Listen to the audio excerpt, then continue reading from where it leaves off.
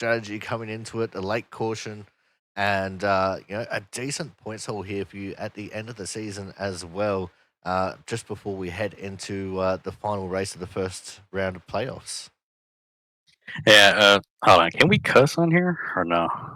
Do I have to pay a fine for that? Oh, there might be. We'll see in post editing. I'm fucking pumped, Corey. We got third here. Definitely going to change everything when it comes to the finishing order of this race. Jeremy Miller, can he recover from that kind of damage? I don't really know if he could, because this is such a aero dependent track. Well, see, I don't He think hit the he wall, can it seemed like he because smacked it pretty hard. he came into the pits immediately after the leader, as now Chambliss comes into the pits.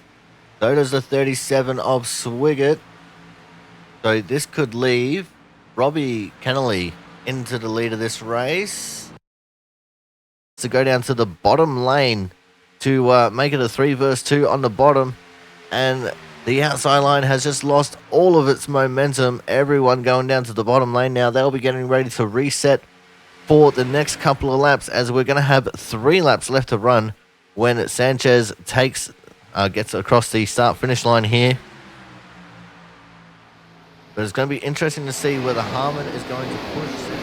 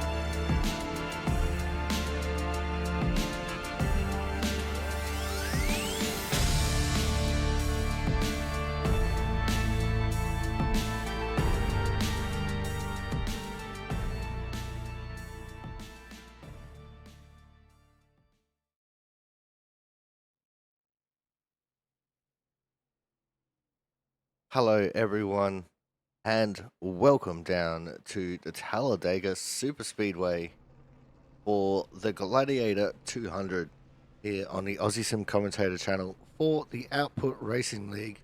And I don't know why, but every time I start a broadcast, I just get a build-up of shit in my throat. Anyway, we have a good field of cars already signed up. 23 cars registered to race here tonight. And I think they're just about to get ready for a pit party.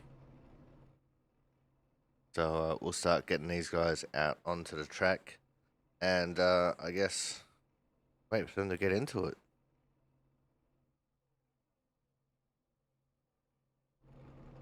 And while we wait for them to start moving, we'll have a look at how our order sits at the moment.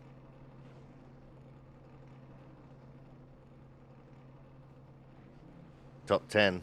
Now these are all draft affected times. Crampton, Baylor, Cook, Slammer, Pentacuff, Rickard, O'Leary, Pizzakemi, Marquez, and Harmon as your top 10.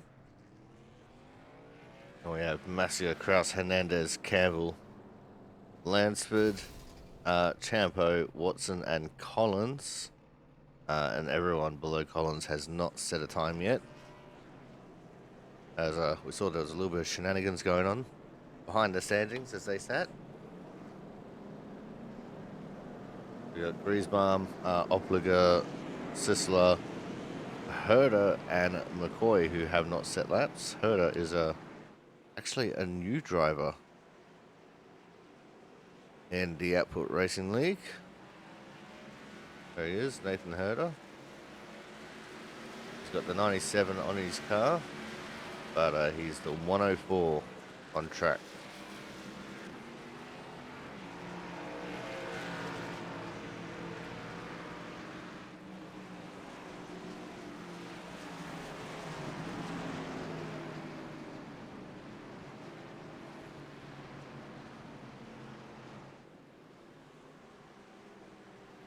And James managed to get his car fixed for this week's race.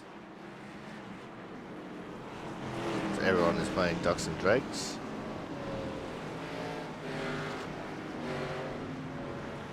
And by that I mean everyone's shuffling around because no one wants to lead.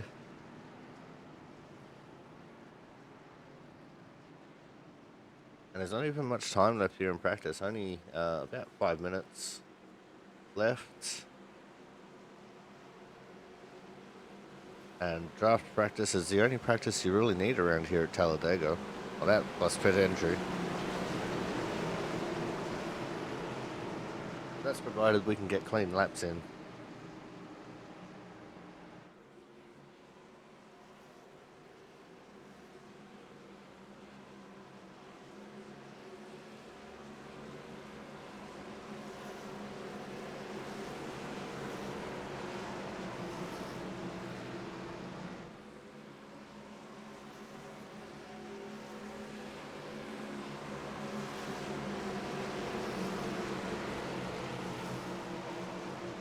As they're just about to get into the point where we would get the green.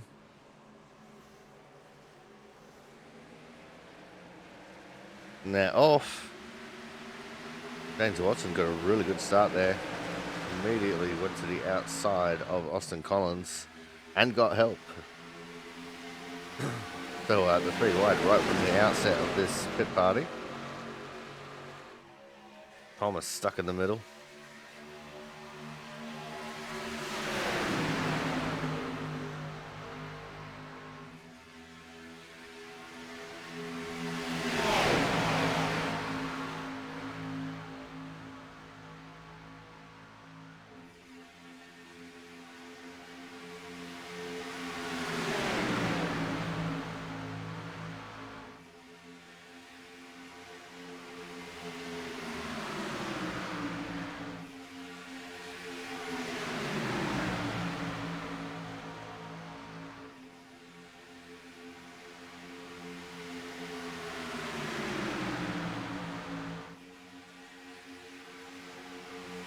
Oh, there's a big hip on the shoulder there from Travis Masia.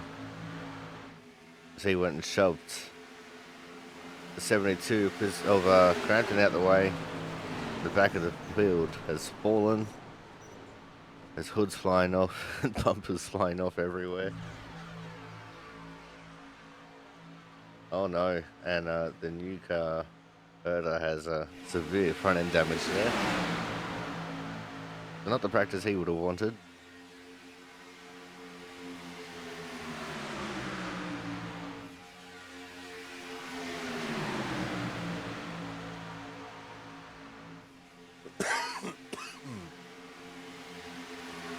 There's 61, the Cookie Monster himself, Corey Cook, is down on the apron there, trying to gain an advantage or drop to the back.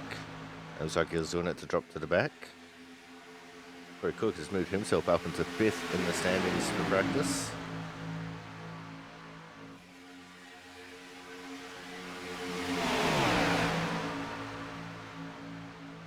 There's now just 2 minutes left before these guys are going to get into single car qualifying.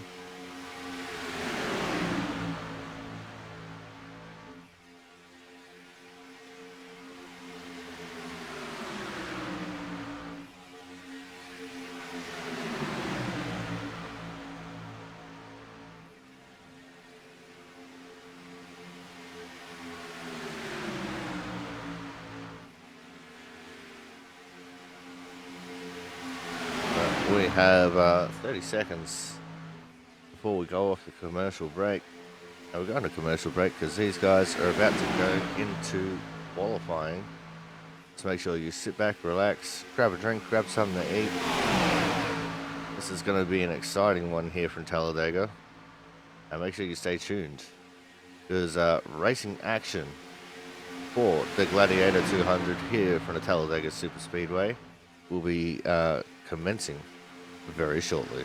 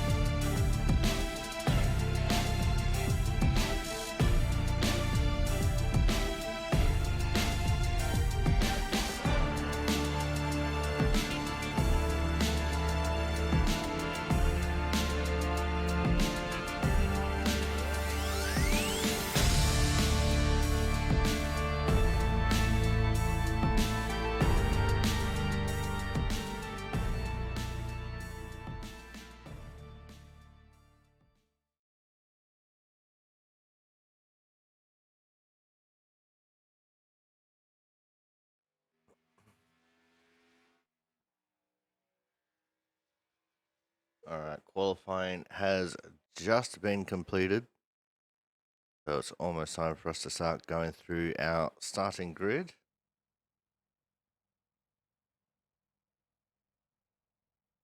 As we'll start getting cars forming up. Behind the pace car, it's going to be Jonathan Hernandez and Kyle McCoy taking up the front row. And we're going to have Ken Campbell and Thomas Harmon out of row number 2. Row 3 will be TJ Crampton and Scott Rickard. And then in row number 4, we'll have Chris Champeau and Travis Massia. Row 5, there's going to be Logan Lansford and Kyle Kraus. With row 6, Corey Cook in 61 and the 9 of Joe Slammer. In row number 7, we'll have Andrew Griesbaum in the 68 and the 29 of PJ O'Leary. And row 8, Austin Collins and Nathan Oderer.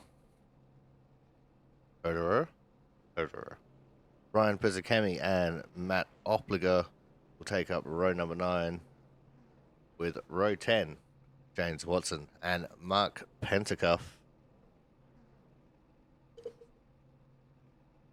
Row 12 is Jack Sanders and Matt Sisler. Where did I get Mark from? That's just weird. Then there's Matt Horton and Thad Fallow on row 12. Row 13 will be Robert Holter and Jonas Marquez. And row 14, all by himself, Lane Ritchie, another brand new contestant here in the Output Racing League. So I got all cars just about on the grid. We'll start rolling around here very shortly. Like only a half pace lap here for Talladega. Everyone gridding up on the back straight. Means we'll get going here very quickly.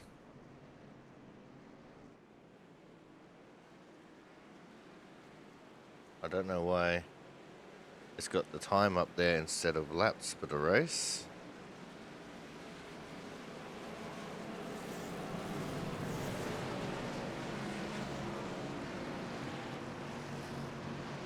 But it should be a 75 lap race.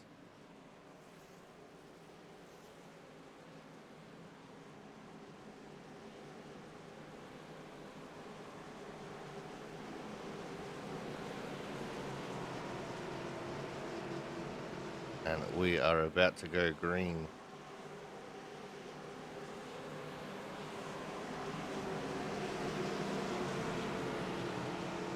The pace car has made the hard left turn into pit lane. And the first start is on green. All the restarts will be on the leader inside of the restart zone. We are off and racing here at Talladega for the Gladiator 200.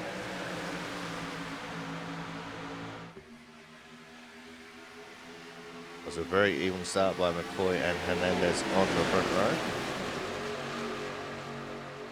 They're making their way through turns 1 and 2 for the first time. Everyone's just trying to find their own little bit of space. No one wants to be too aggressive too early. Already a couple of lane changes going on. We saw 61. Corey Cook moving from low to high. And it looks like McCoy on the outside, holding on to a very slim advantage over the 2 of Hernandez, but Hernandez brings it back in the corner.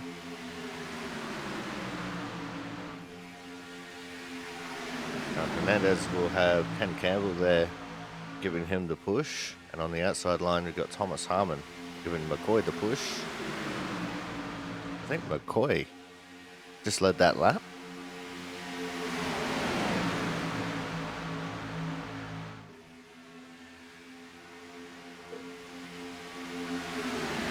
See lots of chopping and changing throughout the race. Hopefully not too many cautions, because caution laps around Talladega can really drag out. Oh, there we go. Now it says laps instead of time.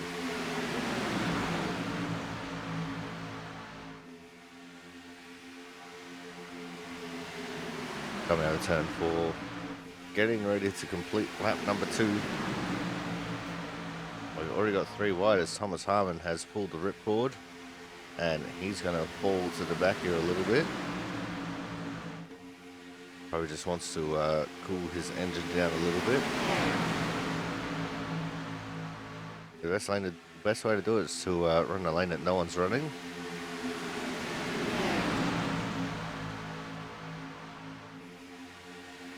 Some say it's a lot safer being in the back of the pack. I think no matter where you put yourself, you're always in the danger zone, as McCoy just darted across the track in front of Hernandez. For now, McCoy definitely leading this race, but he's leading it from the bottom lane now. They kind of put Scott Rickard in a rough position there, as he fell back a little bit there.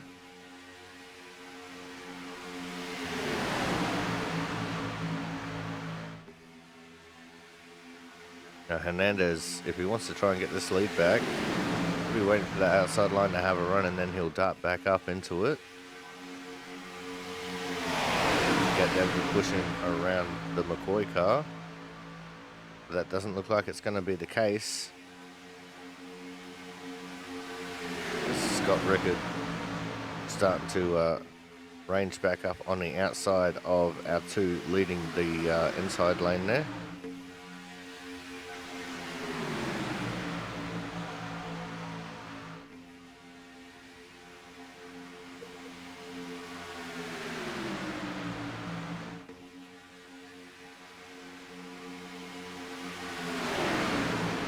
Scott now sets his sights on trying to take the lead away from McCoy. Oh, and there goes Hernandez. He saw a gap. He went from the bottom lane all the way up to the very top lane. I think he started to overheat there a little bit.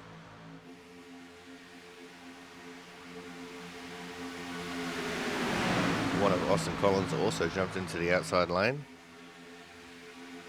It looks like he's going to give Hernandez a little bit of assistance. And they might even get a third there with them.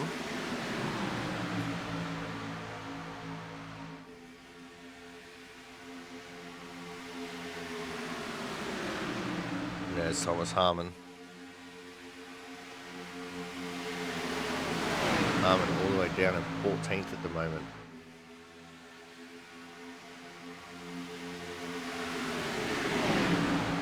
That very outside lane with just a tool of the minute, starting to make some headway.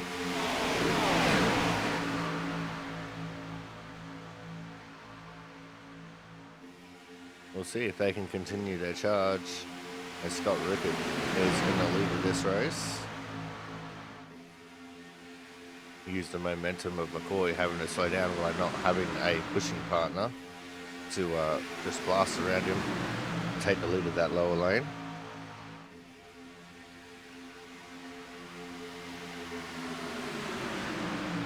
It looks like Hernandez and Collins have settled into position now. Big moves being made at the front. We'll go 3 wide. McCoy forced his way into the second lane. We also have a charge coming from the outside lane.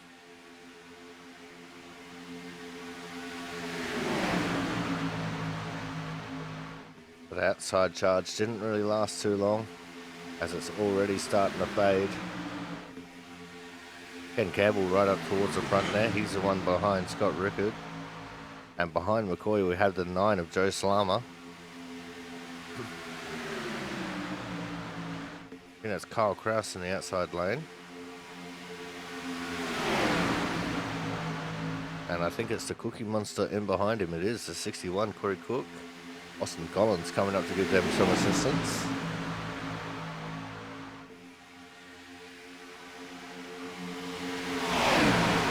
They got a good run down the back straight. They're now a 4-car pack on the outside line as McCoy shuffles over to regain the lead of the inside lane.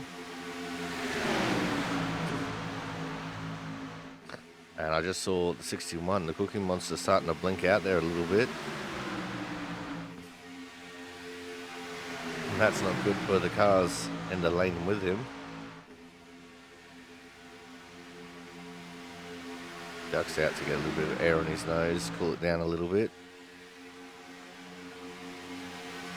And looks like our third lane is going to dissipate once more and become a part of the middle lane.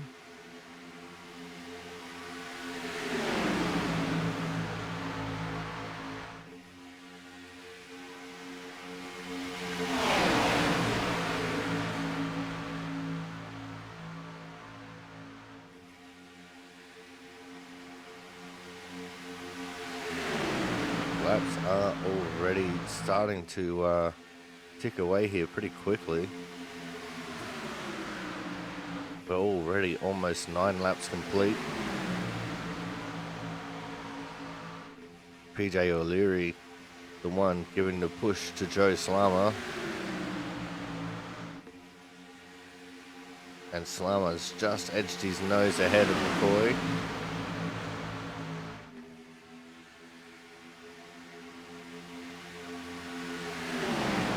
Behind them is also the 12, Chris Champeau.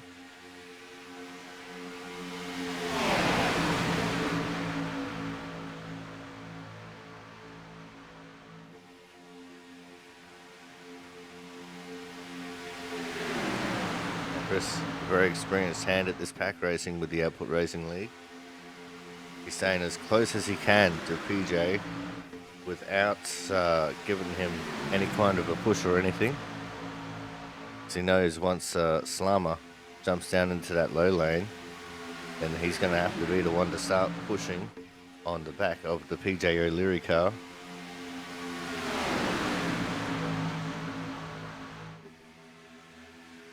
As it looks like PJ had to go up and get some air.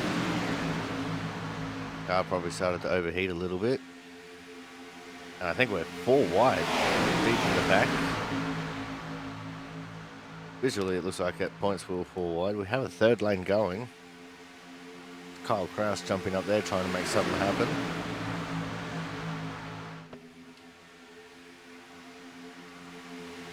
Austin Collins also jumping up there.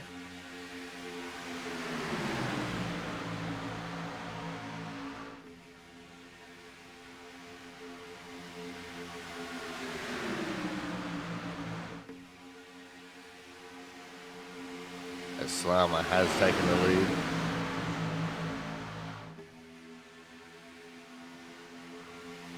So he'll get credited with leading the lap. Boy, still holding on very strong there on the inside line though.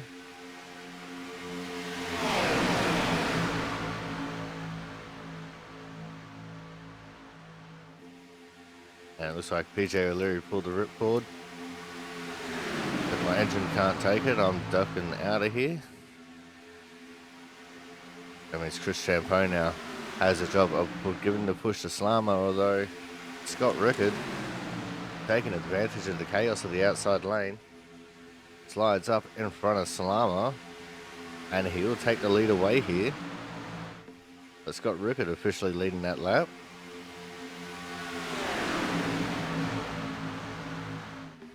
And he's not going to duck into the inside lane, he's going to stay there on the outside.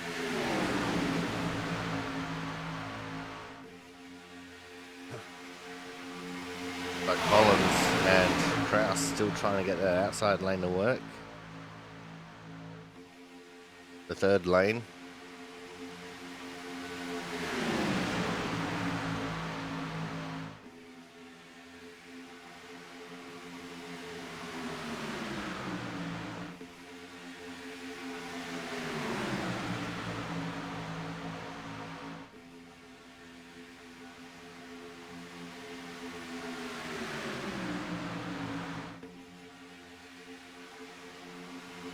Now very even that time coming across the line. I think Scott Rickard just led the lap. Now have another pack of 4 on the outside lane. This time being led by the Cookie Monster himself, Mr. Corey Ford. Scott Rickard now jumps into the low lane. That's right in front of Kyle McCoy. They put the middle lane into disarray once more. Corey Cook taking advantage of that jumping third of the line. And McCoy using the momentum of the outside lane at the right time. Jumped in front of them. Oh, Thad Falo, he was loose. But cars around and stopping everywhere. There was no caution, though. Probably should be a caution. Just Greasebomb has crashed. Oh, yeah. There is the caution. Watson also has an incident registered.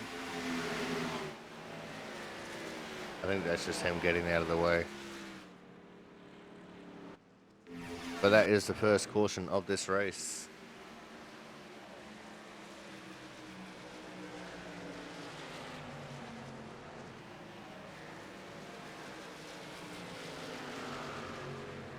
And I think we're going to take the advantage of this caution and go to a quick commercial break. But stay tuned. We'll be back with more action from the Gladiator 200 at the Talladega Speedway coming up here shortly.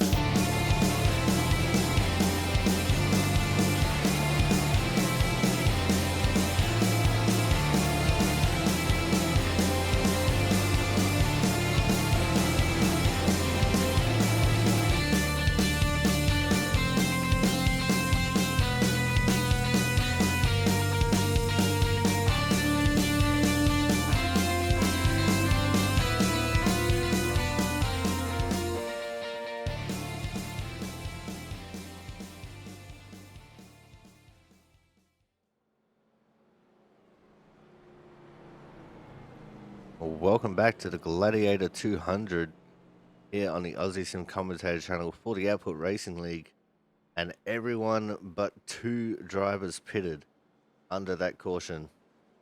So McCoy and Massia decided to stay out, and TJ Crampton, the first of those who came onto pit road, well, the first of those to come off of pit road I should say, will be in 3rd, Chris Champeau in 4th.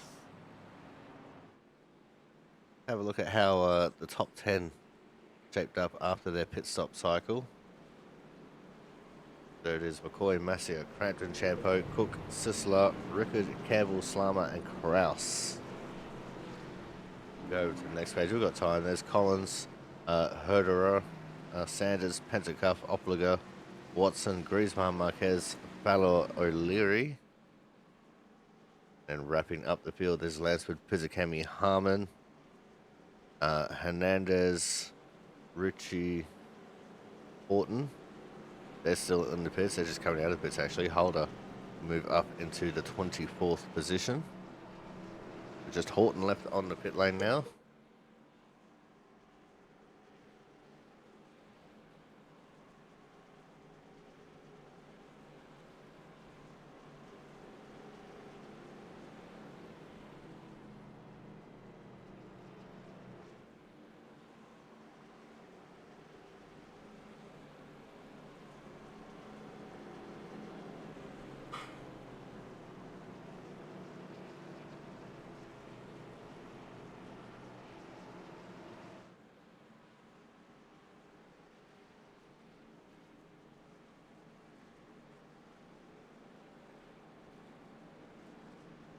Let's see if we get the one the green this time by.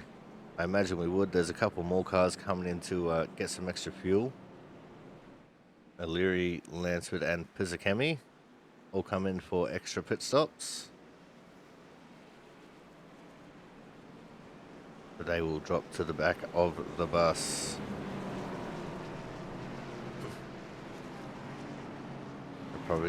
They'll probably come out just in front of Horton. This Pizzacami has. Yeah, O'Leary has as well. It's just, sorry, Lansford has as well. It's just O'Leary who won't. He'll be at the back of the bus.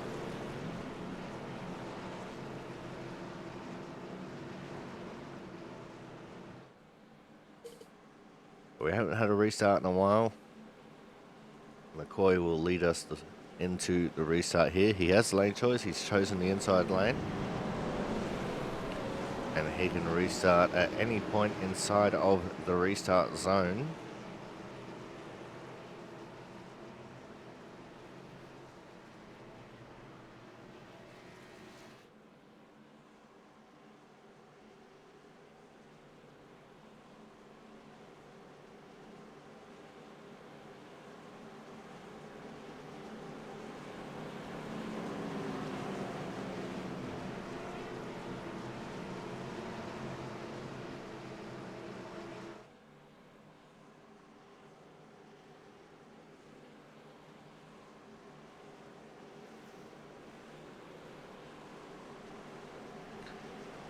This car will make its hard left turn into pit lane right there.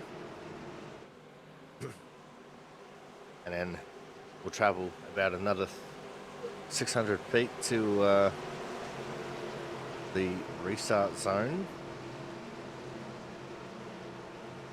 I'm not sure if anyone took tyres at all during those pit stop sequences.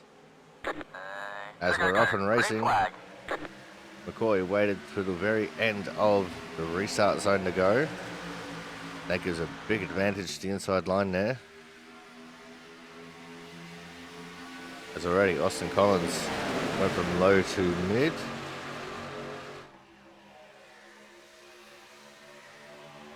Chris Champeau all over the bumper of Travis Massey already. Trying to push him up past McCoy. And it looks like it's starting to work. They got a lot of momentum on the back straight here.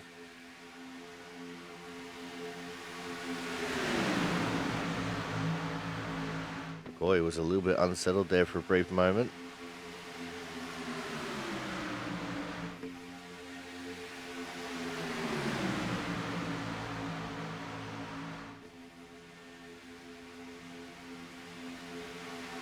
And with that caution coming when it did, these guys will have to just make one more stop. That includes the guys on the front, just one more stop. And everyone should make it to the end of the race quite comfortably.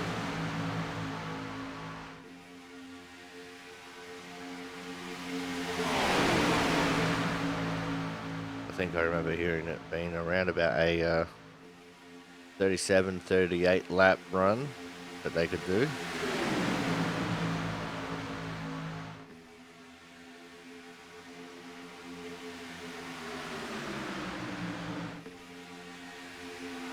As we've got an outside lane going, got 3 cars in it.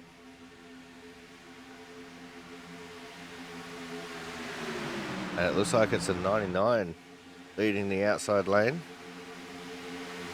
Travis Massey edges his nose ahead of McCoy.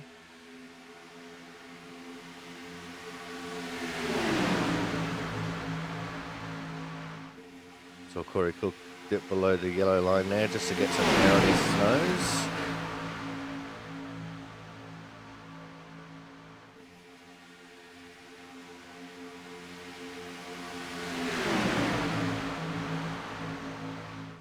And I was wrong, it's not the 99. I think it's Sisler. They're trying to lead the outside lane in the 93.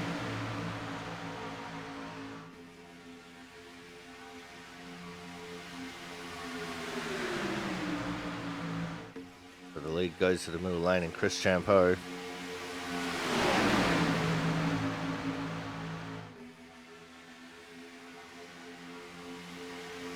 The 12 and the 13 battling out in the bottom two rows there, trying to get the advantage going.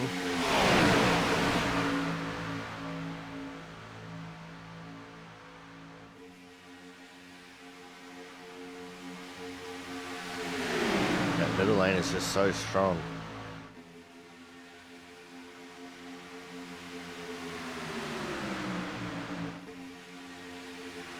Tell you what though, Sisler trying his hardest to get an advantage on that outside line, use all the momentum available. He's got Kyle Crash giving him the push. And Austin Collins, who has been up in the outside lane every single time someone else has gone up there, providing the assist. So too, I think that's Andrew Griesbaum up there.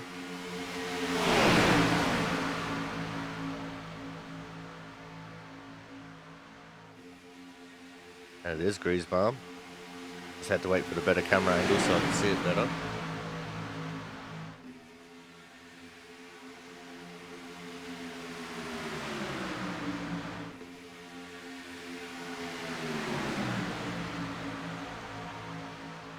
McCoy stuck second in line on the inside. As Champeau could go to the inside lane if he wanted to, but he's choosing to stay in the middle.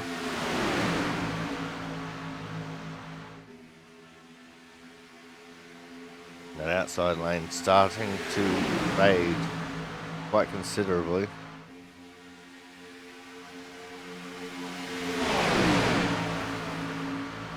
The outside lane is really a short-term gain, long-term loss kind of lane.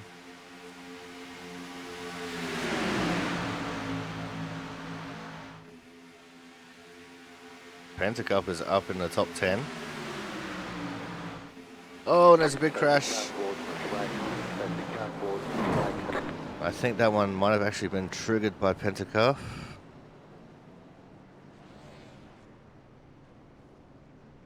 I can't do the insto jump back, so we'll have to do the old school reversey.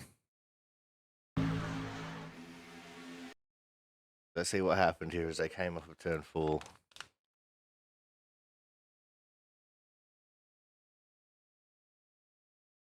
There's a little bit of a checkup ahead of Pentacup, and I think maybe a little bit of net code between Sisler and Pentacup. It put Pentacup around. The entire outside lane is involved. Oh, back down across the track. How did Griesbaum not get hit there? Looks like the 60 car has gotten a piece of Pentacup.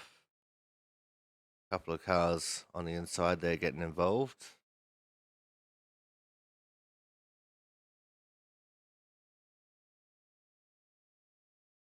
And it's pandemonium.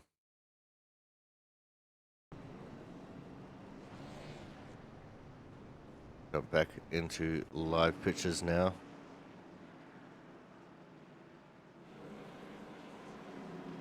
And I'm not even sure who that 60 car was.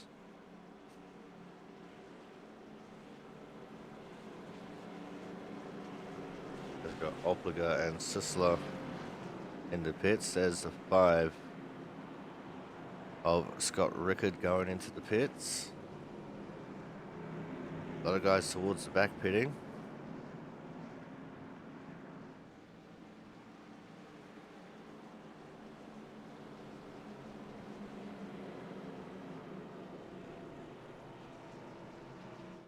Travis Massia leading this race. As we just passed the 1/3 mark. Got Chris Champeau second.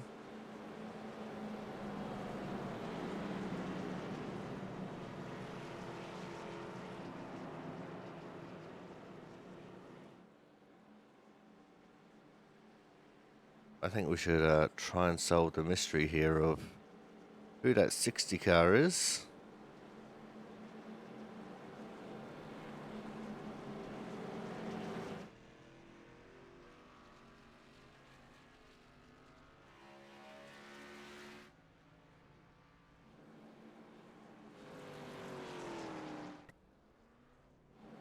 It's going to annoy me if I don't find out.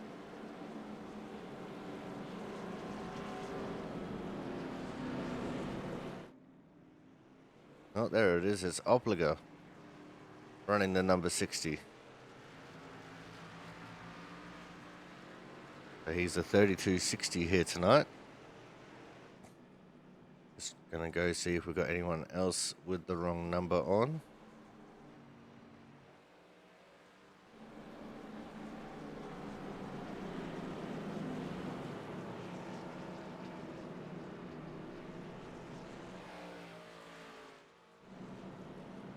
Everyone else looks all right.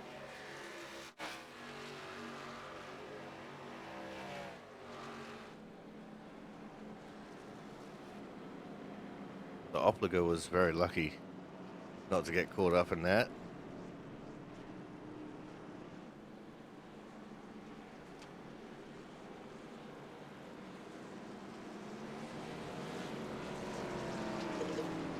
James Watson coming in for a second stop.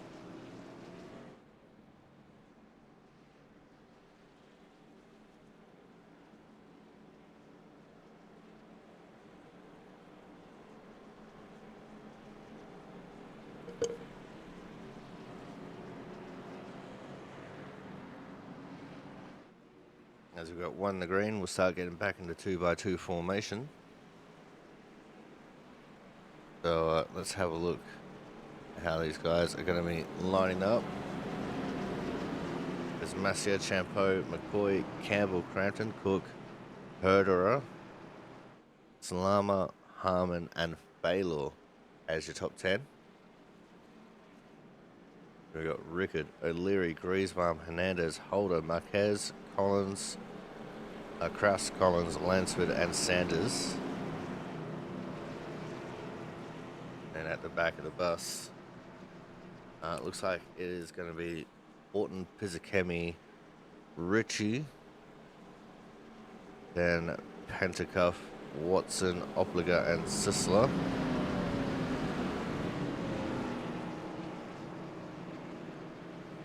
Watson, Opliger, and Sisler still in the pits. We believe that's because of damage from the incidents.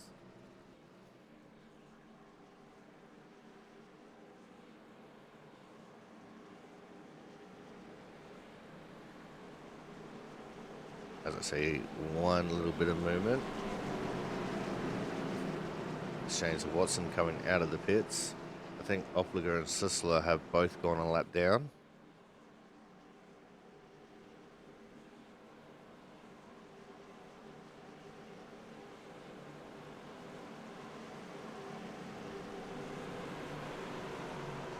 We're getting ready for the restart. The 13 of Travis Masia has control.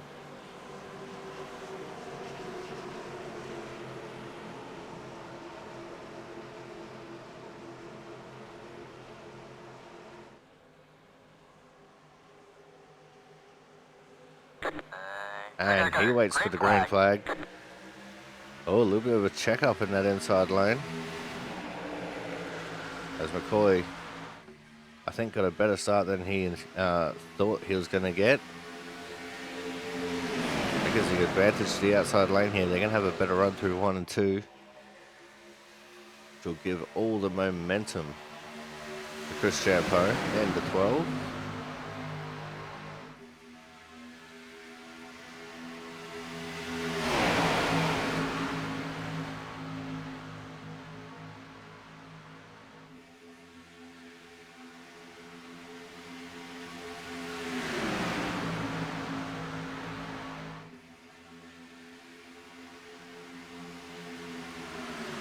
Looks like Sisler is going to be a DNF from this race.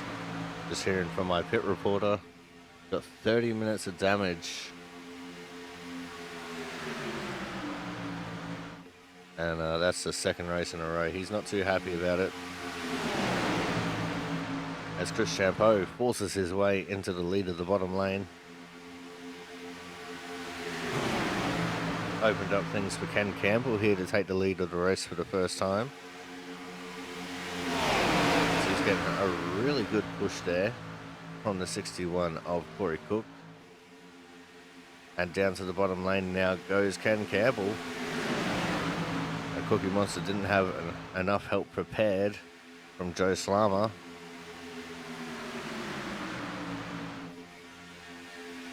Now Champ pushing for his life on the back of Campbell. Campbell's going to lead the lap. But here comes Corey Cook on the outside lane.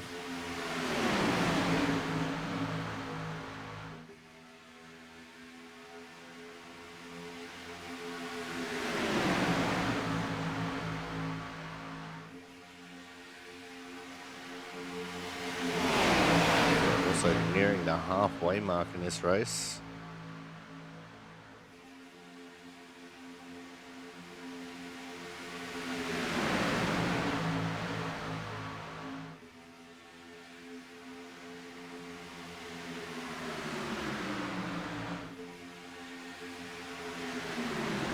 Looks like Corey Cook not getting the run that he would want in that second lane. I think we're hoping for a little bit more help from the 9 car, but he's not quite getting it.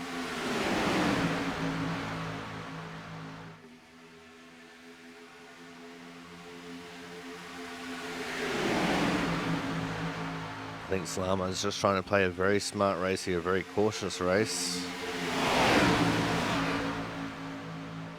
He's not wanting to try and make Corey Cook get loose, which is what happened at that Baylor, just getting loose out turn 4 on the transition. Yeah, the outside lane coming in very strong right now with Scott Rickard.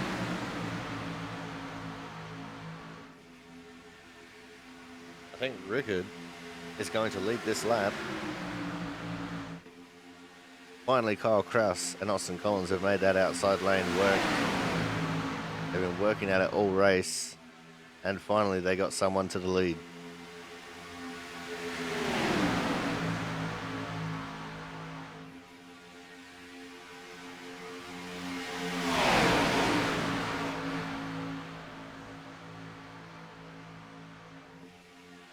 Looks like Opliger is also out of the race.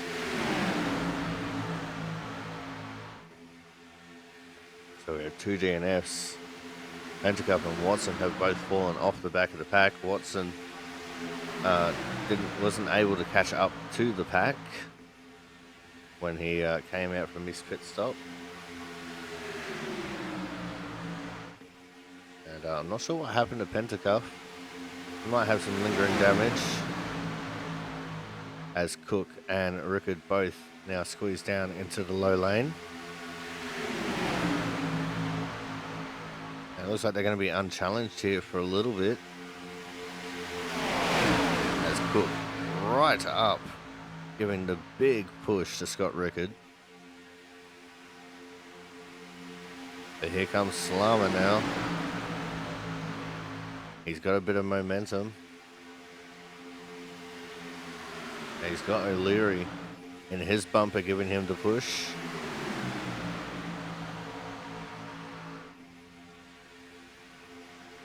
So Rickard is still going to lead this lap by about a car over Slammer. Now Watson and Pentacup, they'll be hoping for another caution here very soon.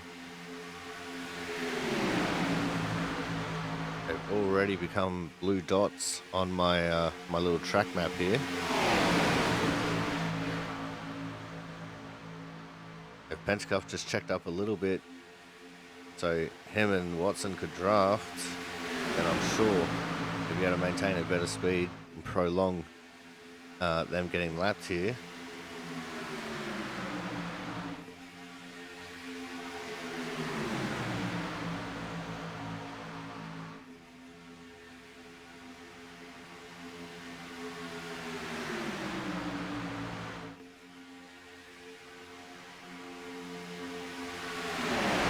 Also some very interesting strategy at play, as some people did come into the pits that time to get a top up on fuel.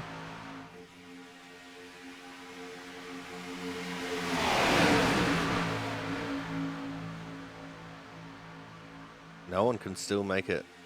Like, no one can make it to the end yet. Everyone still has to make at least one more stop.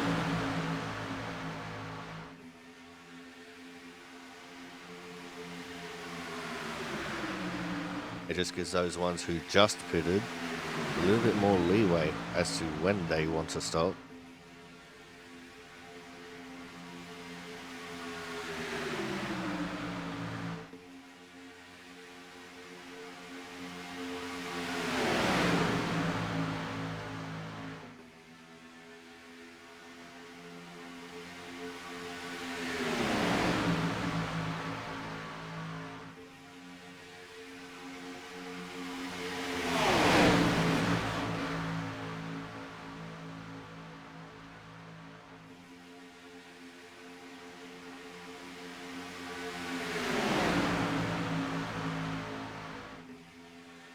Still very tight here at the front. The combination of Cook and Rickett on the inside lane really providing a headache here for Slama and O'Leary. But Slama has finally hit the front. He leads that lap.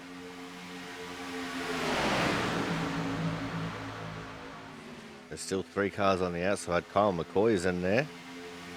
The 2 Kyles lined up nose to tail. And just up ahead of these guys are the 2 lap cars, or soon to be lap cars, of Watson and Pentacuff.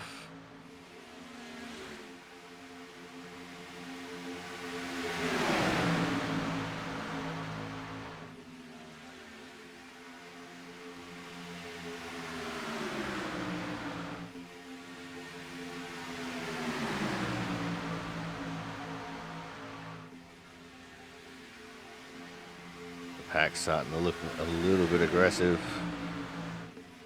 They're looking a little bit unsettled in certain places. Probably a little bit of question being raised over how they're going to get around these lap cars. Pentacuff and Watson, though, ever the sportsmen, duck down onto the apron there on the back straight to allow the pack through.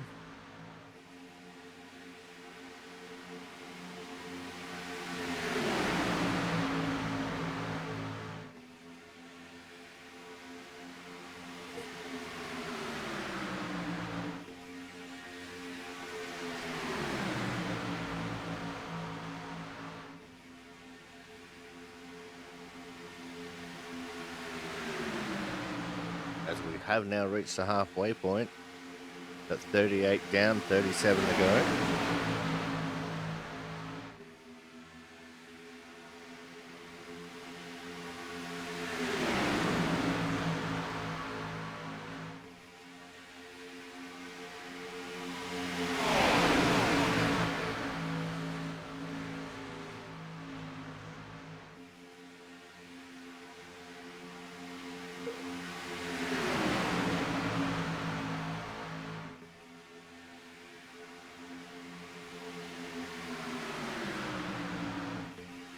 Still a great battle here for control of the 2 front packs. Slama just holding on to the lead that time. That outside lane has faded once more as the 2 Kyles and Austin have dropped back towards the back of the pack. Oh, and Corey Cook pulls the ripcord. This car's gotten too hot, he doesn't want it to blow up. Big advantage now for Slama and O'Leary. And also Jonathan Hernandez, who we haven't talked about much here tonight.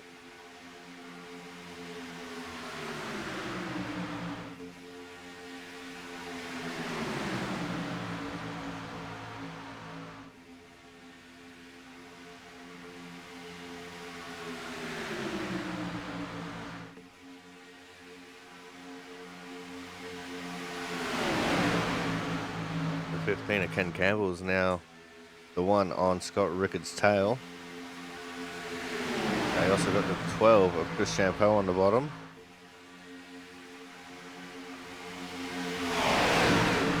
They're starting to pull back even with Slammer. Fernandez getting a little bit of air on his nose. Got 4 cars in the outside lane.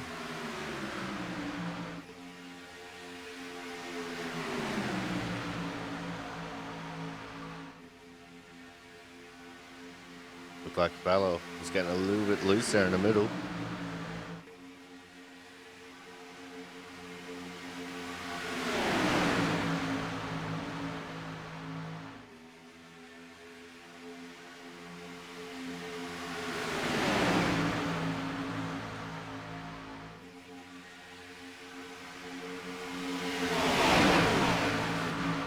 Currently focused on Thomas Harmon. He's in the middle of 3 wide. Got Champo to his inside, Kraus to his outside.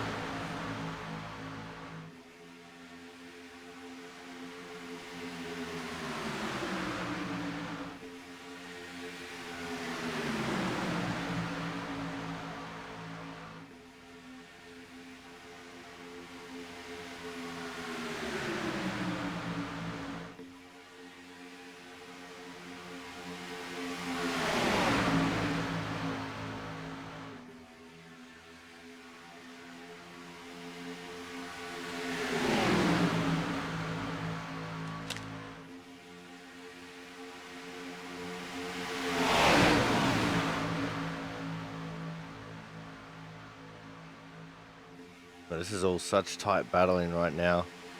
All the pushers gasping for air when they can in an effort to try and make sure their cars don't overheat.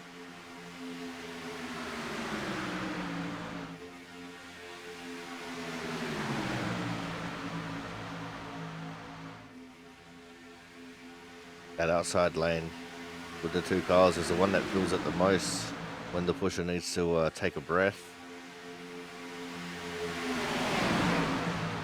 As I think Rickard, no, he didn't lead that lap. It was still the 9 of Slammer that led. That combination though of Rickard and Campbell still very strong.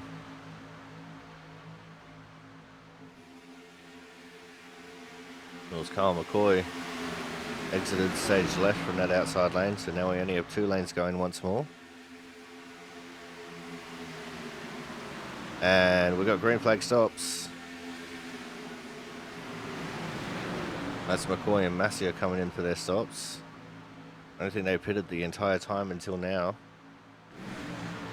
And they will be the first 2 who will be able to make it to the end.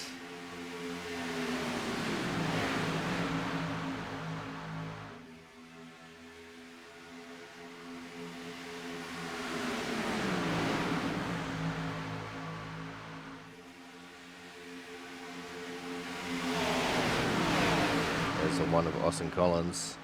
He was very instrumental in trying to get that outside lane to work.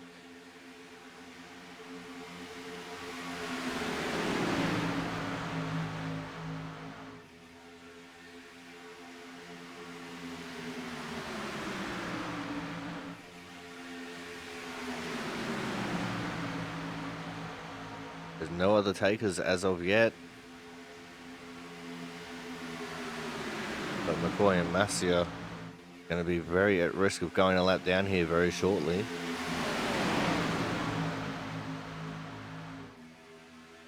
They are still working together.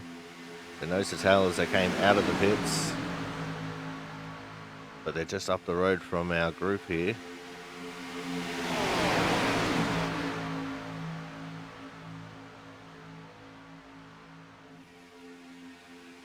The one thing that would really help them right now is a caution. If they get a caution, everyone will have to pit. And they will still be on the lead lap, which means they will cycle through to the lead of the race.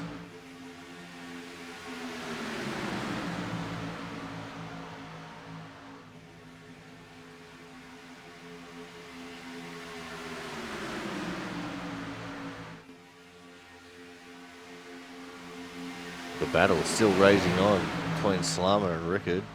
Rickard actually leading that lap with the inside line push.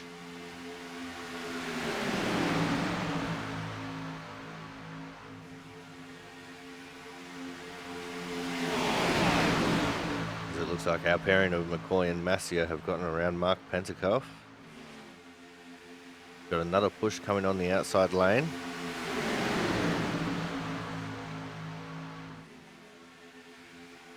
Oh, but that one died out very quickly. The Cookie Monster was going to give help to league newcomer Herderer. But he decided to go back into that middle lane. As something's happened to the inside lane there. Scott Rickard lost a whole bunch of momentum. And now for the first time, PJ O'Leary has hit the front of the race. Jonathan Hernandez on his tail. Mark Pentecoff is on the apron to stay out of the way. He'll be the first car 2 laps down.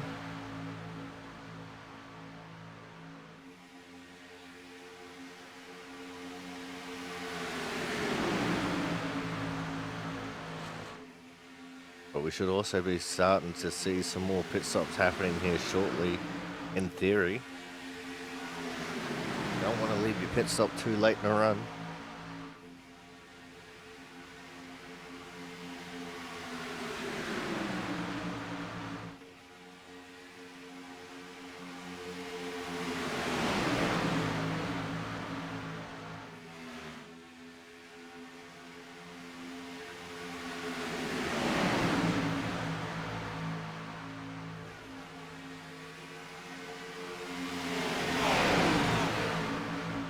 Those throwing the inside line, we've got O'Leary, Hernandez, Harmon and Crampton. They have a huge advantage over the other lanes right now. As it looks like the 7 of Kyle Kraus scored the fence there a little bit in turn 3.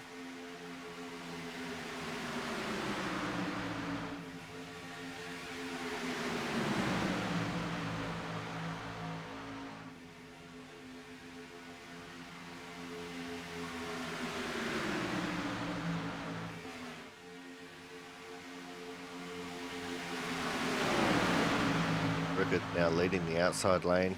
Slama on his tail.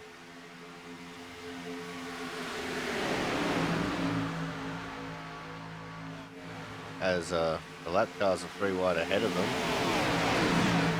McCoy and Massio took it 3 wide to get around James Watson. Watson just couldn't quite keep up with their momentum.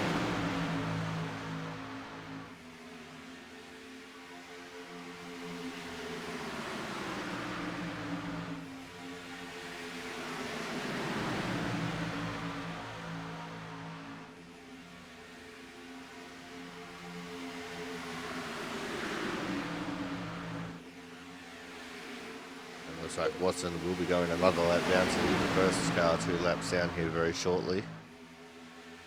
And this also doesn't bode well for McCoy and Masia. Just a little bit up the road in front.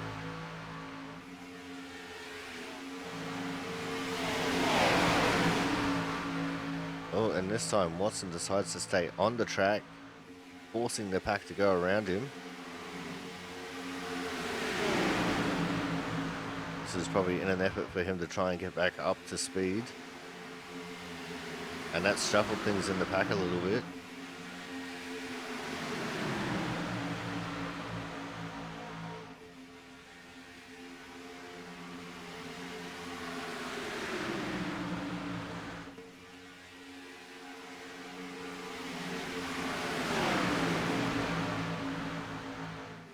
And it looks like Masia and McCoy are going to do the same thing.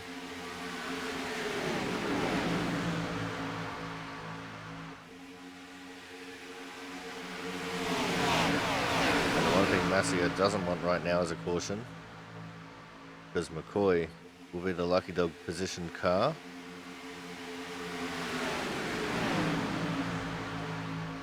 So now they have to start racing for realsies with each other.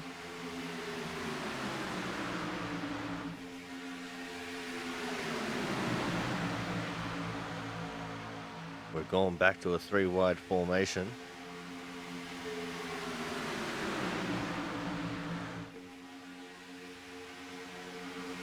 And it looks like Jonathan Hernandez is trying to lead the bottom lane.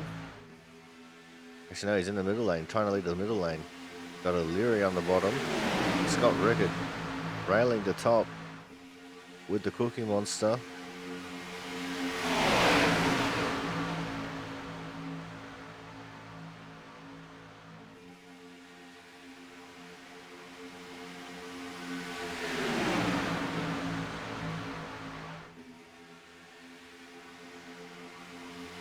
Now the question is, are we going to make it to green flag stops, or will we get another caution beforehand?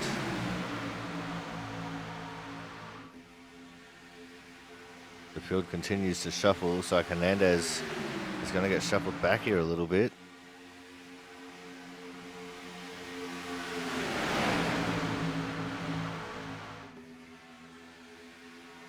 Ooh, as a second position car, this is Thomas Harmon.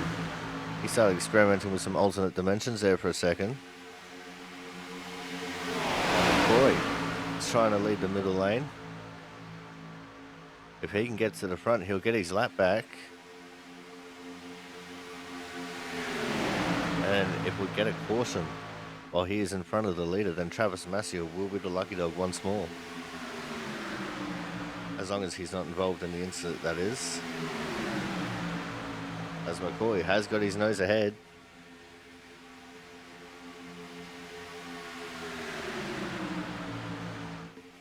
And Hernandez pushing McCoy led that lap.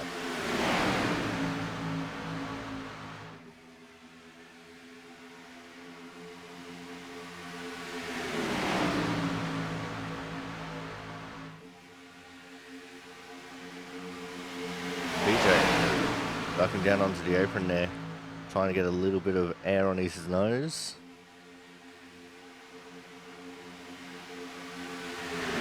That's allowed Joe Slama to catch up to and overtake Hernandez.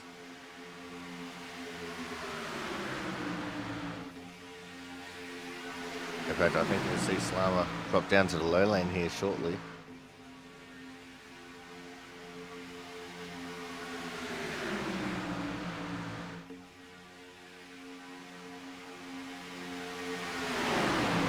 Lots of side drafting going on between some of these guys out towards the front.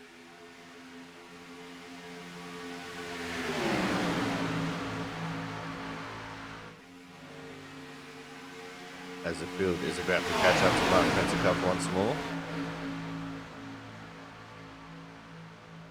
I think we're going to take this advantage to go to another commercial break. And when we come back, we will be going to the checkered flag. So make sure you guys stay tuned. More action from the Gladiator 200 will be coming up here very shortly.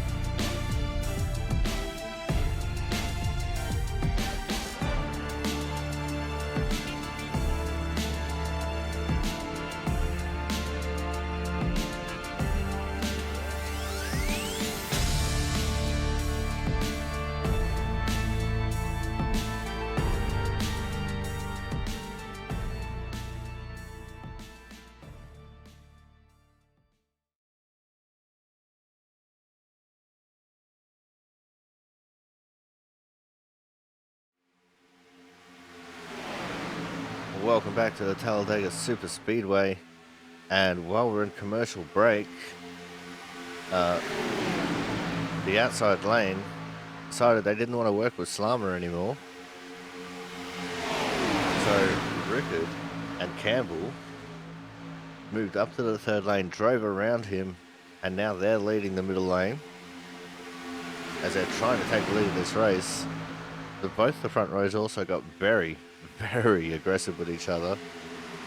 As McCoy, he's trying to maintain position on the lead lap, and Slama were very aggressively side drafting each other. But there's only two cars in that outside lane with Campbell and Rickard.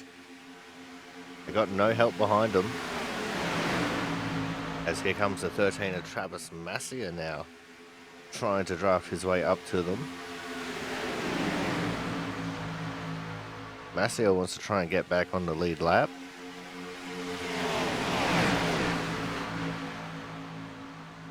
Still currently Hernandez leading the way. But he's side by side with Ken Campbell. And Remember, Hernandez not in the lead of that low lane. He's currently in the second position in that low lane. There's a car in front of him. McCoy is a lap down, but we've got pit stops. Whole bunch of cars coming into the stop this time. Got Harmon, O'Leary, Crampton, Champeau, Fowler, Cook, Marquez, Sanders, Griesbaum, Holder, and Herder. Sorry, Herder. All coming into the pits at the same time.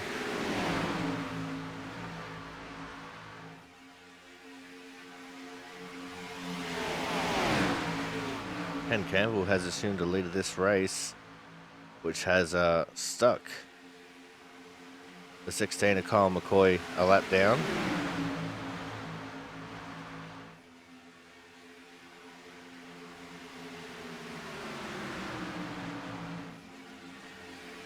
As McCoy gets back on the lead lap now, because into the pits comes Campbell, Slammer, Pizzakemi, and Horton.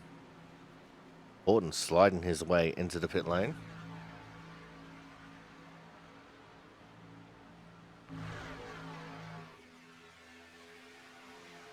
So Hernandez has reassumed the race lead.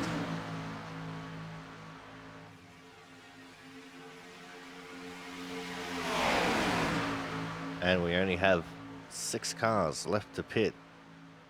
Those being Hernandez, Rickard, Kraus, Collins, Lansford, and Ritchie.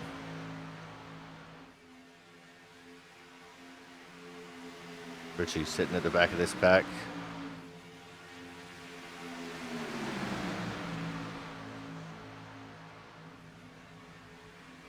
But the effective race lead right now sits with the 15 of Ken Campbell.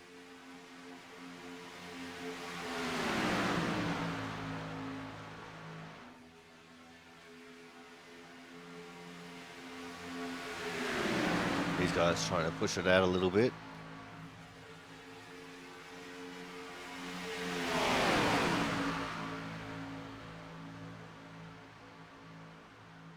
This pack will all be hoping that they can hold enough momentum they can take advantage as the 5 of Mark Pentecoff comes in. And Herder is still in the pit, so he's now gone a couple of laps down. Orton also a lap down.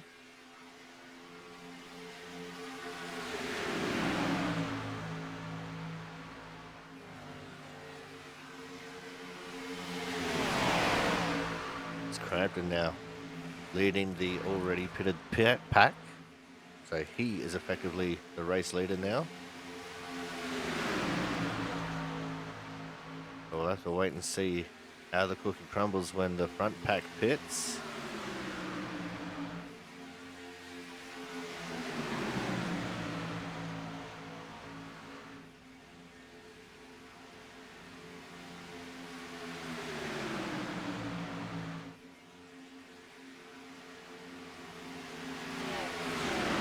There's Horton on the outside lane.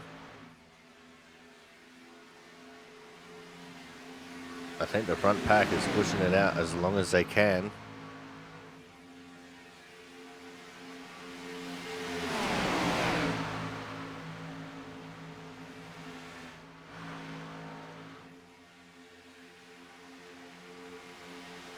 Boy, still technically the one on the front of that front pack.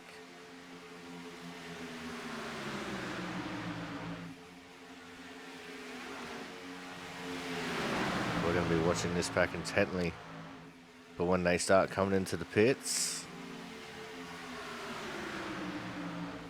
It's still not yet.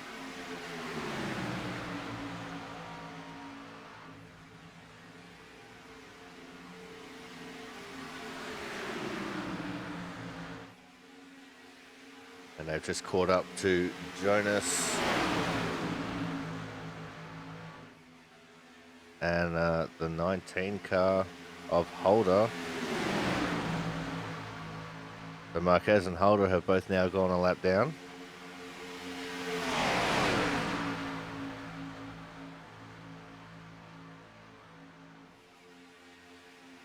And if we get a caution, then it's like Holder is going to maintain first car lap down status. So he would end up being the lucky dog wave around. As now the leaders come into the pits.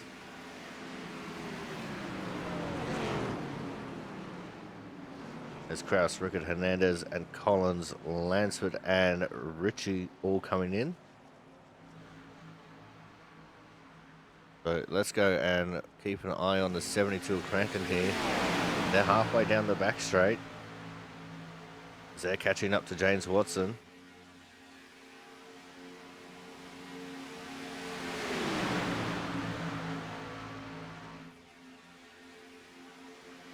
See how that's going to affect them as they start coming up towards the leaders. We've just started coming out of pit lane now. Kraus is going to lead the way out of the pits for the what was the leading pack. We've got 10 laps to go.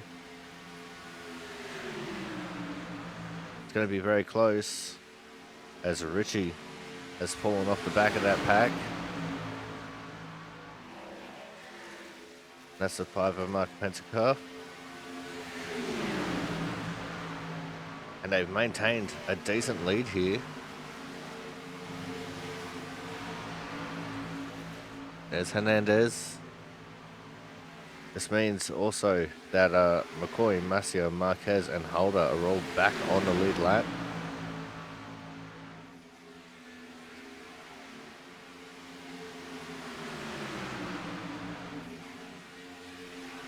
As we have a big pack once more, there's Logan Lansford in the 50. He started losing a couple of positions there. Because he was off the back of the front pack. Scott Rickard has now taken the lead.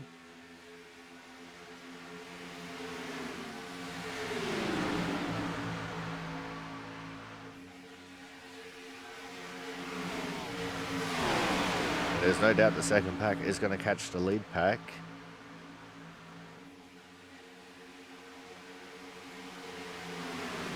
It's just how is it all going to complement when they do join up.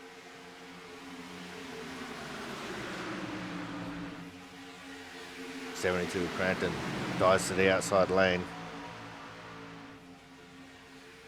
He's got the 38 of Thomas Harmon there with him. This is where the lottery of Alabama comes into it.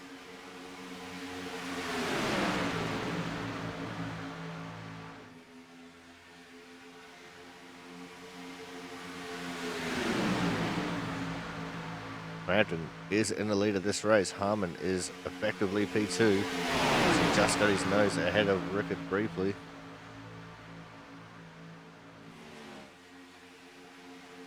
Inside lane, fights back in the corner.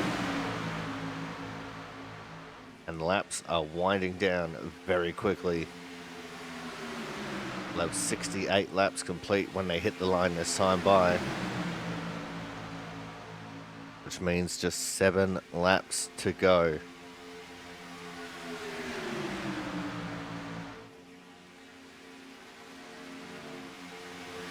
We still have the potential for another caution. And up to 2 attempts at a green-white checkered finish. Horton is the first car 1 lap down. As Watson is now 3 laps down. Herderer is still in the pits. So he has dropped down to 25th, and I expect he'll probably be OUT out of this race now.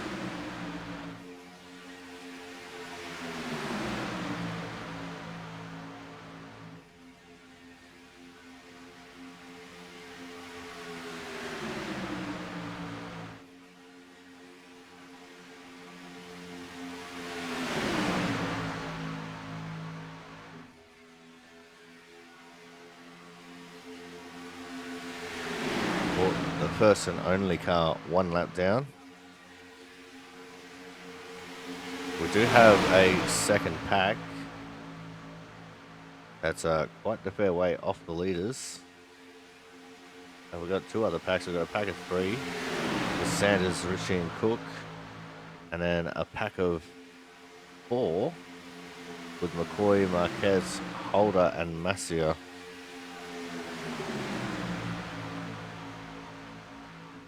Now that pack of 4 was originally with the leaders as there's a touch. That was a touch between Champo and Crampton. As Champ came down to side draft Crampton there a little bit. A little bit too close, and that was almost disaster for this entire front pack.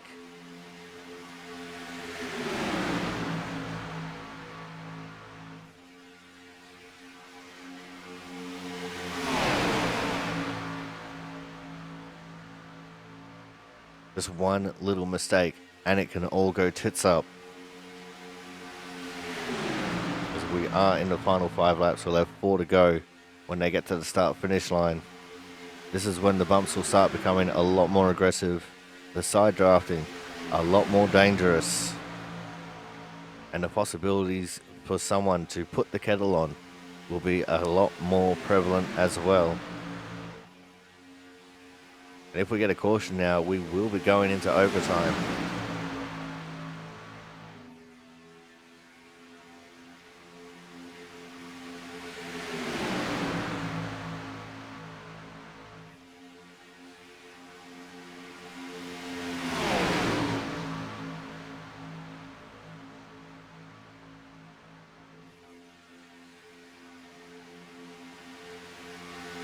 So that outside lane started to fall off a little bit. It's TJ Crampton and Scott Rickard controlling this low lane perfectly. Rickard now jumps into the outside as soon as they got their momentum back. But the gap was quickly filled there by Kyle Kraus, who gave a big push to the 72 of Crampton. The 38 of Harmon pushing for his life on the back of Rickard though.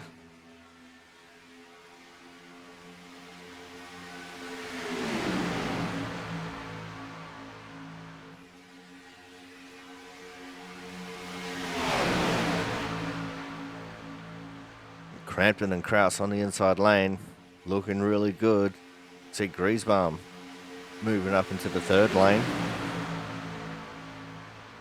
He's got no help, so he'll probably just jump onto the back of the pack. 78, Brian Pizzicami up there now for the first time in the top 10.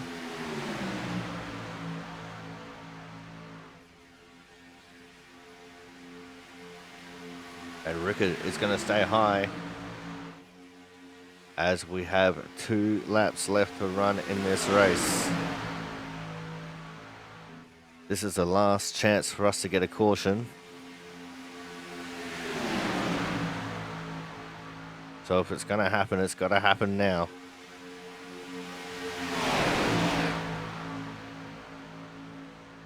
I don't think we will get a caution. These guys, as hard as they're pushing, still have a lot of respect for each other. I don't think we'll see any silly little mistake either. They're coming out of turn 4 for the penultimate time.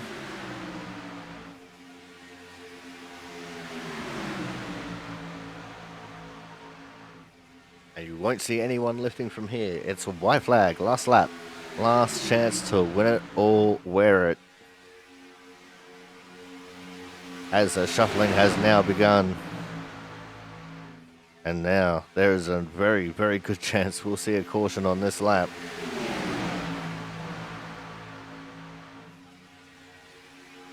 No one in either pack will be lifting at all here. We've got a 3-car tandem on the inside line. Crampton being pushed out to a huge lead. It was almost too good of a push. He's going to have to start blocking. He's not going to though, he's going to stay on the nose of Kyle Kraus as they come through the tri-oval. Oh, and Kraus blew up.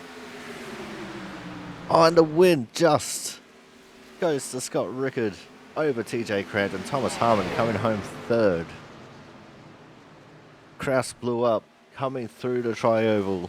If not for that one thing, the Crampton probably would have won this race. But Scott Rickard coming home with the win.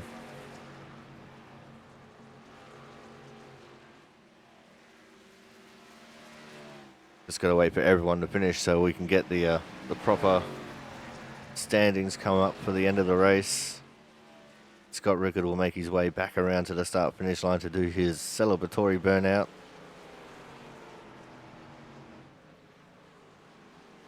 PJ O'Leary, Jonathan Hernandez wrap up the top 10 there.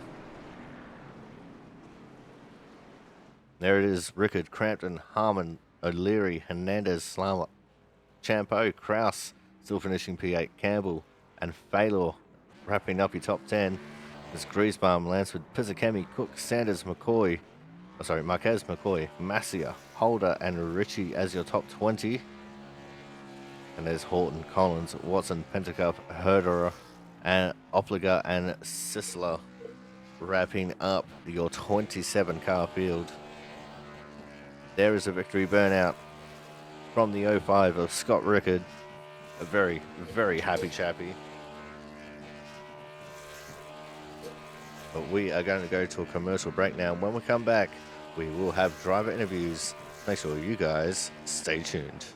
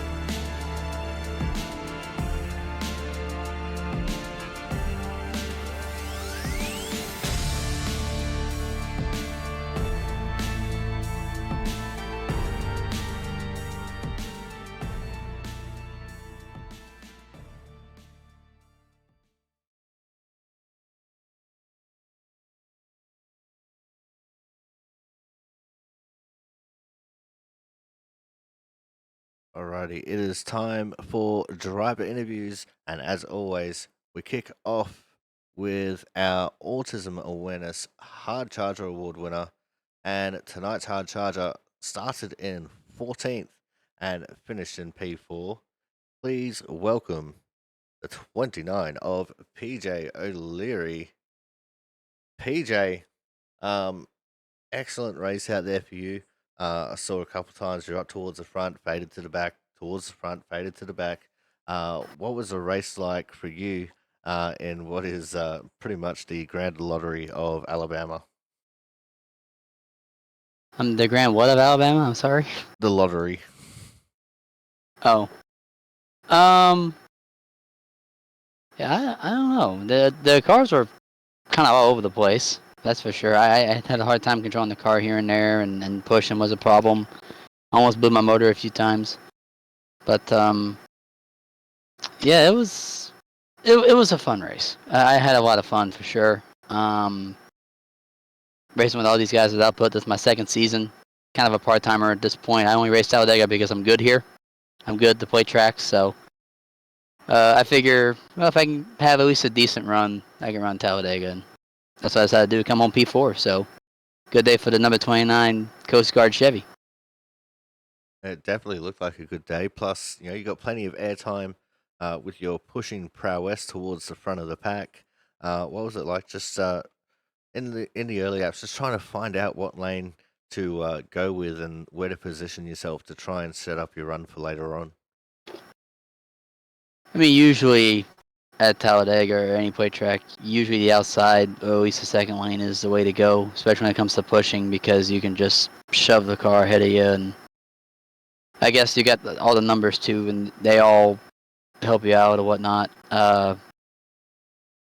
Thinking about it, it's a bit of a good question, but I think I've had a lot of experience over these years as well racing these tracks, and like you said about the positioning, the place where I put myself on what lane's the best lane to go in, and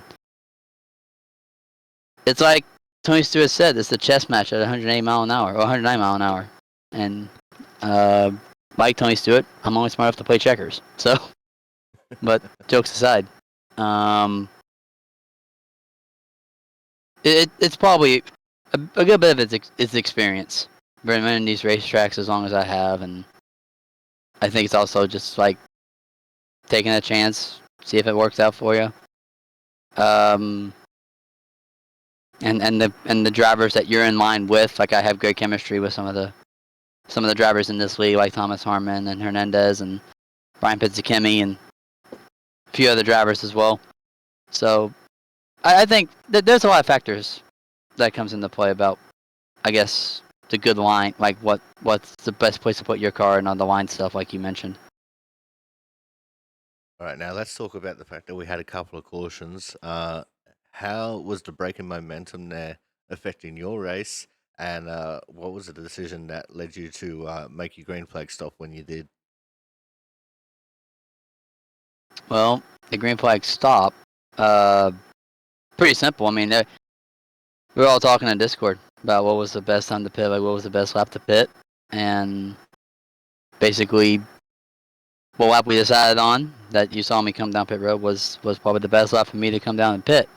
And what was the other part of your question? The first part of it? The breakup of momentum with those couple of cautions. Oh, I don't think it really broke up any momentum because early in the race I was more trying to feel out the car. This is the first time I've driven the Xfinity car at Talladega this week, so this was new, and this was all new to me. So really, that first stint of the race, like the first half, that early part of the race, was just more of me trying to feel out the car and figure out how to drive it without trying to wreck myself or the whole pack. I accidentally caused the big one here last time we were at Talladega last October. I still feel bad about that. And but so early this race, I make sure I can feel out the car, make sure I knew what to do for later on if I was having to be up front. And of course, I could happen on what you saw and what the viewers saw. Happened to work out for me coming home P4. All right, PJ. Now let's look forward towards next week. We're going to be going to Dover. So what's the feeling like for you as we go and tackle Miles the Monster? Well, I don't know if I'm going to be at Dover next week, first of all. Again, I'm kind of a part-timer at this point. I may show up. I've always liked Dover. Pretty good there, so it's definitely going to be a challenging track. They don't call it the Monster Mile for nothing. Very, very challenging track, and these cars are pretty challenging to drive as well, depending on the track you drive them at. But most of the time, they're pretty hard to drive, at least for me. So we'll figure it out. I'll probably do a bit of practicing, see how I feel about it, see if I can show up next week, and if I can show up and I feel like I can be competitive and run well, then you may see the Coast Guard number 29 again next week, and who knows? Maybe I'll be back in the booth again for another interview.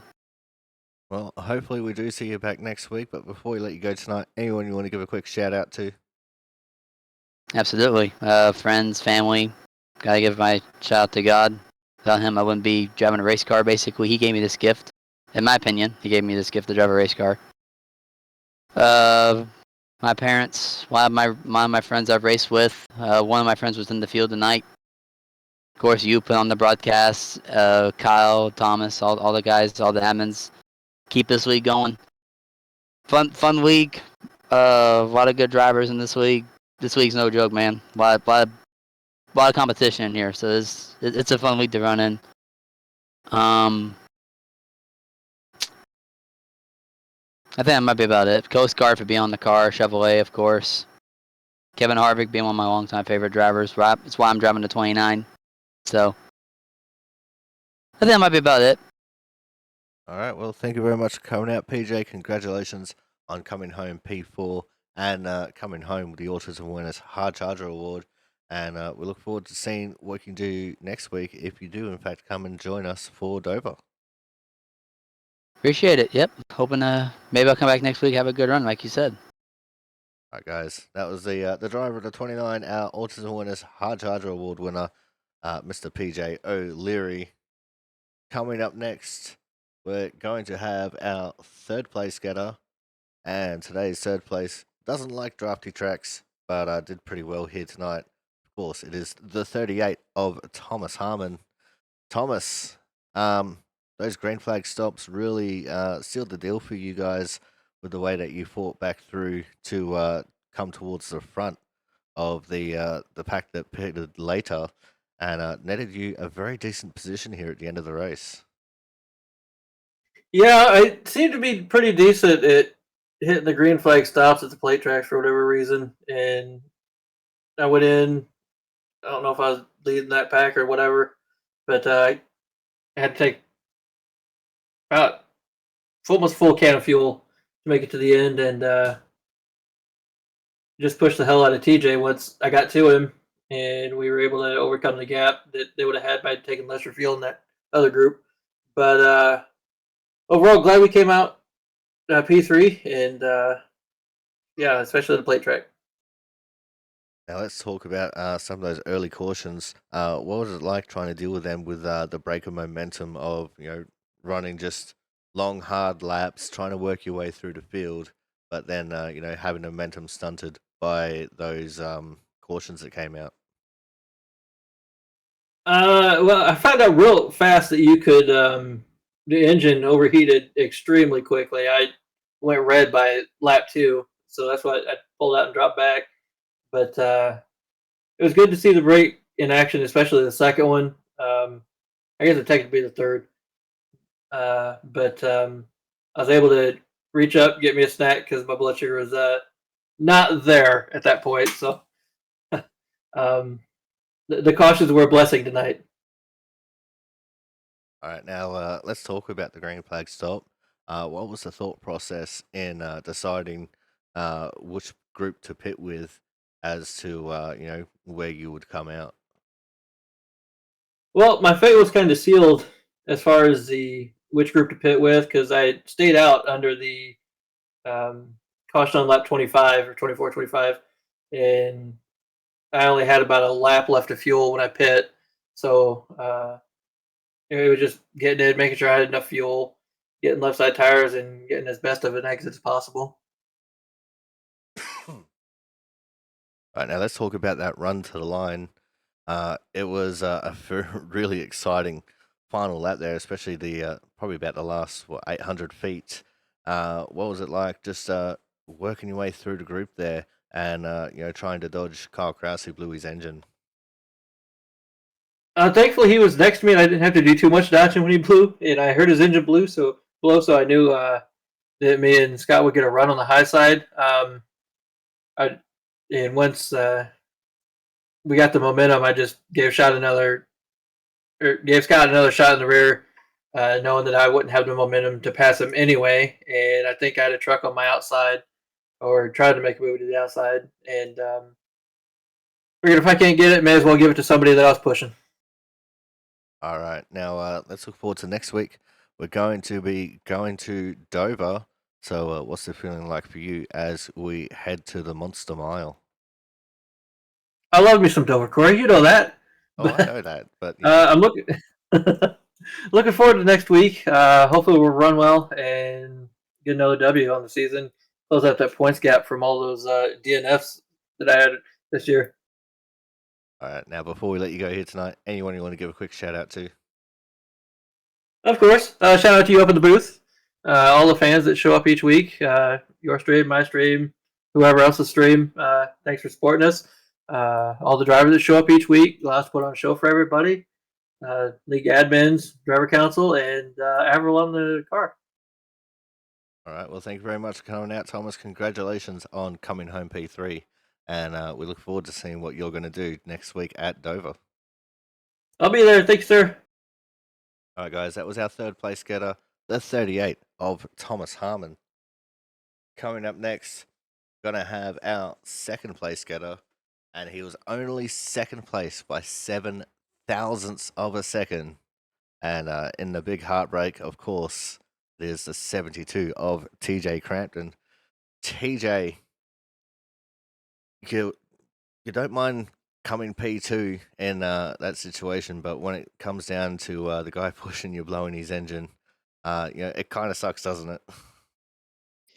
Yeah, it does, but the positives is good points day, finished 5th in the stage and 2nd here, so good points day, led the laps, so that's another bonus point. So I'll take those any day I can get, especially with a luck race like this. Anything can happen at Talladega, and to not get any involved in any of the shenanigans and come home with a good finish and good points is always good. Now, let's talk about those early cautions. They were a little bit of a break in momentum.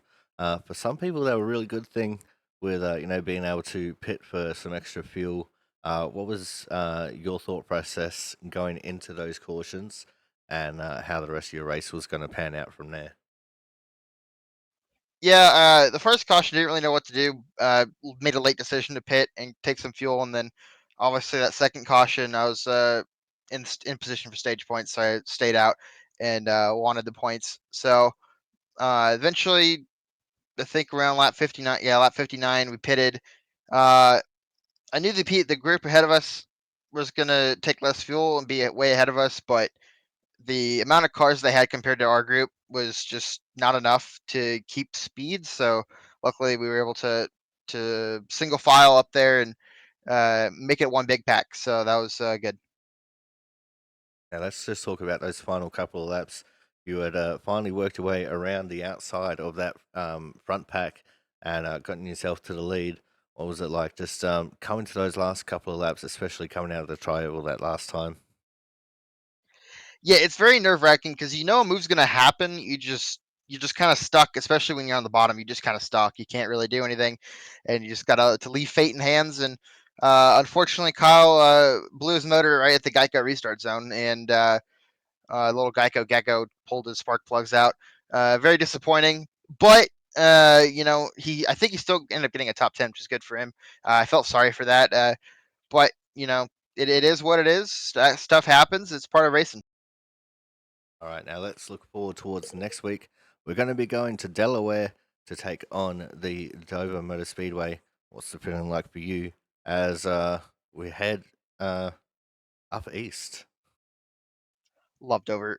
Dover's one of my favorite racetracks to drive on. Honestly, I there's nothing really else to say. Just my stats kind of show for itself, and it's so fun to drive. It's like a roller coaster. You go down the banking, and then you little bump uphill, and then down the straightaway, and then down again. It's so much fun. A lot of car control. Can't wait for it. All right, now before we let you go here tonight, TJ, anyone you want to give a quick shout out to? Yeah, I want to thank you for broadcasting and everyone here at the league. Want to thank Redline Oil, and that's about it. All right, well, thank you very much for coming out, TJ. Congratulations on coming home P2, and we look forward to seeing what you can do next week at Dover. Take it. All right, guys, that was our second place getter, the 72 of TJ Crampton. Coming up next, we're going to have tonight's winner, and a very emphatic winner. Of course, that's a wall, Mr. Scott Rickard. Scott, excellent race for you out there. You got the win by 0.007 of a second. That's got to be pretty gratifying, especially after a, nice long run here at Talladega. Yeah, it's nice. Nice to not even have a damage on the car by hitting the wall or something, because I don't have to be near it in this track. Nice to also get another win in this league. It's and that accidentally turn somebody come to the line to get it. Now, you were battling up towards the front for the majority of the race. You led quite a fair few laps. What was it like just battling your way through there at the front and ultimately coming through to come into that last green flag pit stop? Yeah, everybody thought it was crazy giving up stage points, but I just wanted to pit and get the extra fuel before, in case there was a green flag run like that. And that definitely helped because coming down with everybody else that did the same that pit with me and taking less fuel helped me make sure I stayed up in the front after that. And it was just a matter of playing the lanes right and to stay up there and win. Now, was it like just trying to decide which lane to go with there at the end? Because, initially you were in a very unique position of being second in line on the inside before the pack that pitted earlier caught up to you. So what was it like? Just trying to figure out which lane to go with and where to place yourself there for that final lap. Yeah, once I got to the second lane, I feared if I went down when I got cleared a couple of times, I was probably not gonna win, especially if they got any type of run. That was not gonna be. It was only too much to even think about blocking it anyway. So I just wanted to stay in the second lane and hope it worked out like it did. Right, now let's look forward to next week. We're going to be going to Dover. So what's it feeling like for you as we head to the Monster Mile? It's a track I love, and it has not loved me back sometimes. That's usually just when you're getting wrecked by other people more than anything else. So I'm looking forward to it. I like the track. All right, now before we let you go here tonight, Scott, anyone you want to give a quick shout out to? Everybody that puts the league on, my dog in the room. All right, well, thank you very much for coming out. Congratulations on coming home with the win and by a very tight margin as well. And we look forward to seeing what we can do next week when we go to Dover. Yep, we'll see ya. All right, guys, that was tonight's winner, the 05 of Scott Rickard. But that is going to wrap things up for us here tonight. Thank you all so much for coming out. It's been one hell of a show here at Talladega. And there's winners and grinners and losers and weepers out there. But that's going to be it for us. And until next week, I've been your commentator, the Aussie Sim commentator. We'll see you guys in Dover.